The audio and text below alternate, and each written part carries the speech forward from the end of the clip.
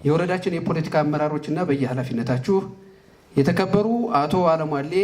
የደባይ ጥላት ግን ወረዳ ሰላምና ጸጥታ ጉዳዮች ጽሕፈት ቤት ኃላፊ፣ የተከበሩ የደባይ ጥላት ግን ወረዳ ሚሊሻ ተወካይ ኃላፊ አቶ አማረነው፣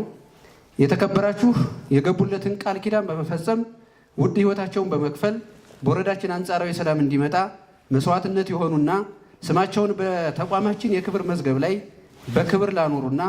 በእኛ በትግል ጓዶቻቸው ልብ ለዘመናት ሲታወሱ ለሚኖሩት የታጋይ ቤተሰቦች፣ የተከበራችሁ የጸጥታ ተቋማት የማኔጅመንት አመራሮች እንደየ ማረጋችሁ፣ የተከበራችሁ ለዛሬው ፕሮግራምና በዛሬው ዕለት ለመገናኘት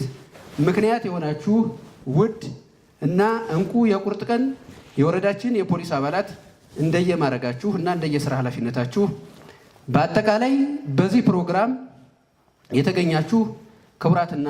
ክቡራን፣ ከሁሉ አስቀድሜ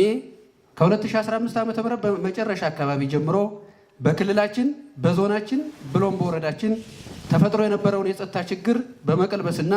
በርካታ መስዋዕትነት በመክፈል አሁን ላይ በወረዳችን ለመጣው አንጻራዊ ሰላም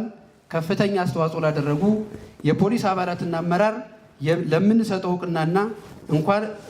እውቅና እንኳን በደህና መጣችሁ።